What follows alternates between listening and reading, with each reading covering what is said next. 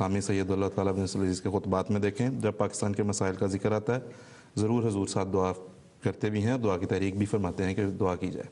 پاکستان کو مسائل ہستن بنانے کے ذمہ دار خود یہ ملا ہیں، اور حکومت کے سرکردہ لوگوں نے بارہا اس بات کو تسلیم بھی کیا ہے۔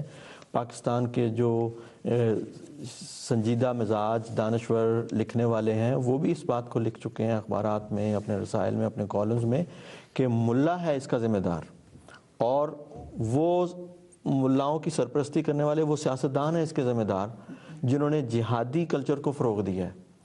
اور ہم پر یہ الزام لگایا جاتا ہے کہ ہم اس جہاد کے کو تسلیم نہیں کرتے، اور یہ بات ٹھیک ہے، ہم اس جہاد کو تسلیم نہیں کرتے جو یہ مسلمان ایک دوسرے کے خلاف کر رہے ہیں۔ یہ اسلامی جہاد ہے ہی نہیں، اسی جہاد کا یہ رونا رو رہے ہیں، اسی جہاد نے انہیں یہاں تک پہنچایا ہوا ہے، اور الزام ہمیں دیتے ہیں۔ پاکستان کی 60 سالہ تاریخ اس بات پہ گواہ ہے کہ جماعت احمدیہ کبھی بھی وطن دشمن سرگرمیوں میں شامل نہیں ہوئی۔ وہ تو اپنے حقوق قربان کر رہی ہے، اپنے حقوق لینے کے لیے بھی کبھی جلسے جلوس نہیں نکالے، اور ہمارے حقوق کی تلفی کی انتہا ہوتی چلی جا رہی، دیوار کے ساتھ لگا دیا ہوا ہے۔ لیکن ہم کہتے ہیں کہ ہم کوئی ایسا کام نہیں کریں گے، ہمیں یہی ہمارے خلیفہ وقت کی ہدایت ہے، اور ساری تاریخ جماعت کی شاہد ہے، ہمیشہ امام وقت کی طرف سے یہ ہدایت رہی ہے، ہم کوئی ایسا کام نہیں کریں گے جس سے پاکستان کو نقصان پہنچے۔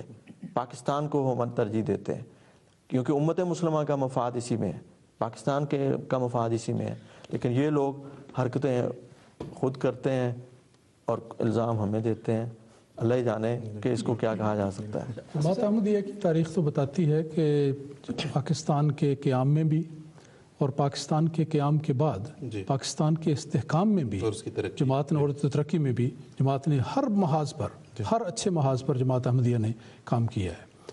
حضرت خلیفۃ مسیح ثانی رضی اللہ تعالیٰ عنہ نے قیام پاکستان کے بعد پاکستان کی ترقی اور استحکام اور دفاع کے لیے زبردست لیکچر دیے، جس میں قوم کو ایسے صائب مشورے دیے کہ اگر ان پر عمل کیا ہوتا تو آج ملک کی وہ حالت نہ ہوتی جو اس وقت ہمیں نظر آ رہی ہے۔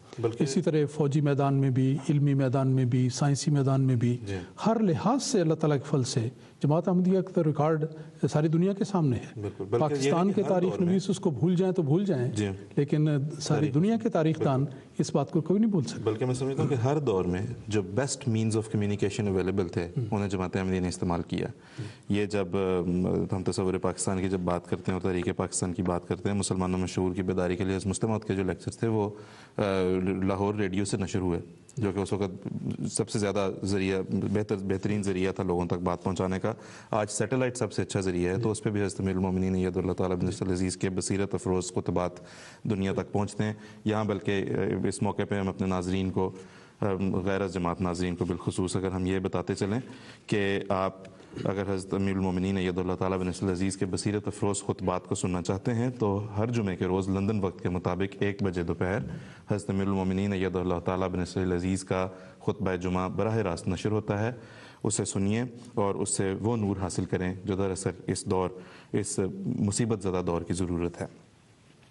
تو اب مشہور صاحب آپ کچھ کہنا چاہ رہے تھے؟ جس طرح امام صاحب نے ذکر کیا حضرت خلیفہ المسیح ثانی رضی اللہ عنہ کے لیکچرز کا اور خطبات کا قیام پاکستان کے استحکام کے سلسلے میں، مناسب معلوم ہوتا ہے کہ میں ایک اقتباس یہاں پہ پڑھ کے سناؤں جو کہ انڈیپینڈنٹ سورس سے ہے، طاقت اخبار، اس کی اشاعت تھی 9 دسمبر 1947 کی، اور ان دنوں میں جیسے پاکستان کا قیام آیا تو حضرت خلیفہ المسیح ثانی نے مختلف جگہوں پہ لیکچرز دیے۔ ایک لیکچر جو تھا وہ پنجاب یونیورسٹی کے لاء کالج کے ہال میں بھی تھا، اور ان دنوں جیسے پاکستان مالی مسائل سے دوچار تھا، ایک تجویز دی گئی تھی حکومت پاکستان کو کہ امریکہ سے $60 کروڑ کا قرضہ حاصل کر لے، اور اس لیکچر میں ملک فیروز خان نون بھی اس کی جلسے کی صدارت کر رہے تھے۔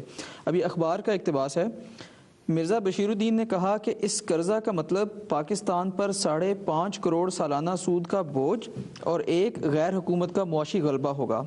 اس کے مقابلہ میں انہوں نے دوسری اسکیم پیش کی، اور وہ یہ کہ حکومت پاکستان غیر ممالک کی فرموں کو اپنا روپیہ پاکستان میں لگانے کی دعوت دے، ان فرموں کو سرمایہ کا کل 40% روپیہ لگانے کی اجازت دینی چاہیے، اور باقی روپیہ حکومت اور باشندگان پاکستان لگائیں۔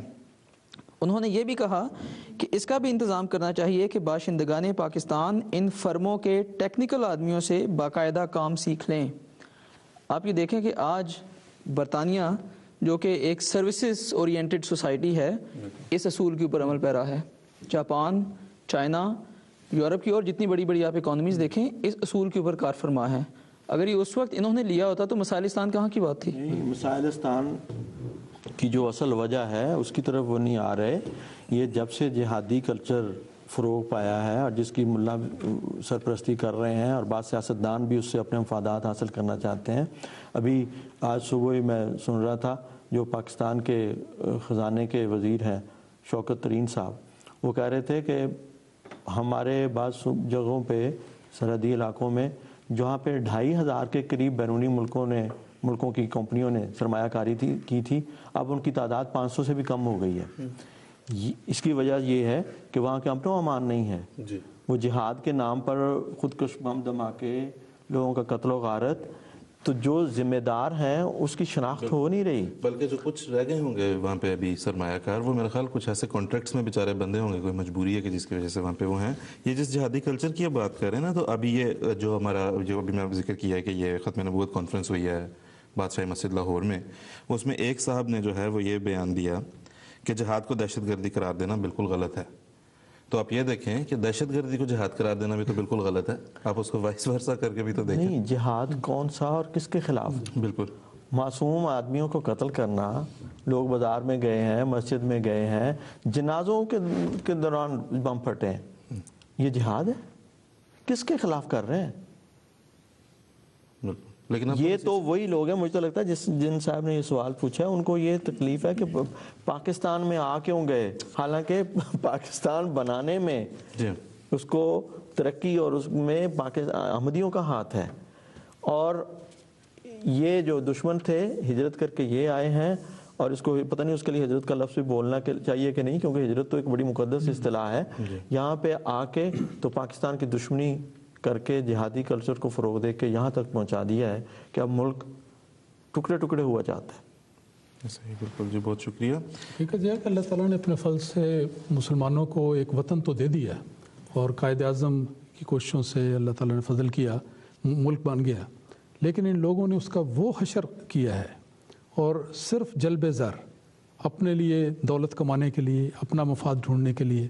پاکستان کا مفاد عزیز نہیں ہے، لیکن اپنا ذاتی مفاد ہے، اور اسی کے لیے دن رات لگے ہوئے ہیں. سارا ملک کا جو اشر ہوتا ہے اس کی ان کو کوئی پرواہ نہیں. اچھا، اب ہم بڑھتے ہیں دوسرے سوال کی طرف.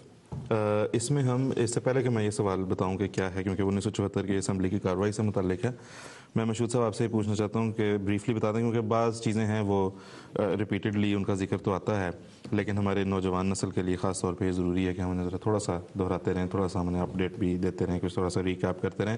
1974 میں اسمبلی کی کارروائی دراصل تھی کیا، اس کا مقصد کیا تھا، اور یہ جو ایک بہت بڑا ایشو ہے کہ اسے منظر عام پر نہیں لایا گیا، تو اسے منظر عام پہ کیوں نہیں آنے دیا گیا؟ شکریہ آصف صاحب. میری نظر میں بڑا اہم سوال ہے. ہماری ویسے ہی آج کل جو ایکیڈیمکس میں سبجیکٹس پڑھائے جاتے ہیں اسٹوڈنٹس کو، اس میں تاریخ کے جو امپورٹنٹ چیپٹرز ہیں ان کو ڈسٹارٹ کر کے پیش کیا جاتا ہے اور امپورٹنٹ واقعات کو نکال دیا جاتا ہے، صرف ہر پولیٹیکل گورنمنٹ اپنے مقاصد کو حاصل کرنے کے لیے. تو پھر بچوں کو یا اسٹوڈنٹس کو کیا پتہ چلنا کہ ہماری تاریخ اصل میں کیا ہے. بہرحال بات ہوتی ہے اس اسمبلی کے سیشن کی 1974 میں. پارلیمنٹ جیسے کہ صوبائی اسمبلیوں اور قومی اسمبلی کا مجموعہ ہے پاکستان میں. کسی اہم قومی مسئلے کے اوپر جب کوئی ایمرجنسی کی کوئی صورتحال ہو، یا ملک کے بارڈرز کے اوپر کوئی خطرہ ہو، یا اندرونی یا بیرونی خطرات ہوں، تو اس صورتحال میں پارلیمنٹ اکٹھی ہوتی ہے اور وہ مختلف امور کے اوپر فیصلے کرتی ہے. 3 سیشنز ابھی تک ہوئے. ایک 1974 کا جس کے بارے میں ابھی بات کرتا ہوں، دوسرا 1988 میں جب یہ افغانستان کی جنگ کا سلسلہ ختم ہو رہا تھا اور پیس ایکارڈ ہو رہا تھا جنیوا میں، جو نیجو صاحب نے دستخط کیے، اور پھر اس کے بعد ابھی زرداری صاحب کے یہ دور حکومت میں 2008 میں جب نیوکلیئر اثاثے اور یہ اندرونی بیرونی خطرات تھے.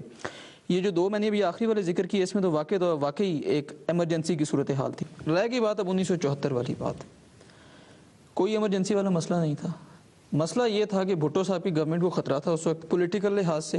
مولویوں نے ان کا جینا حرام کیا ہوا تھا. مولویوں نے کہا کہ اگر یہ اپنے دورے اقتدار کو تم ایکسٹینڈ کرنا چاہتے ہو تو احمدیوں کو قانون میں غیر مسلم قرار دو، تو چلو کچھ حد تک تمہیں ریلیکسیشن دی جائے گی. بہرحال یہ تھی اصل میں ساری اس کی صورتحال. اسمبلی کا سیشن جوائنٹ ہوا، ان کیمرہ پروسیڈنگز تھیں. ان کیمرہ سے مراد یہ کہ اس کی آفیشیل ریکارڈ لیا گیا اور اس کی ٹیپ ریکارڈنگز بھی موجود ہیں. اسپیکر قومی اسمبلی اور چیئرمین سینٹ، ان کا اختیار ہوتا ہے کہ وہ ہاؤس کی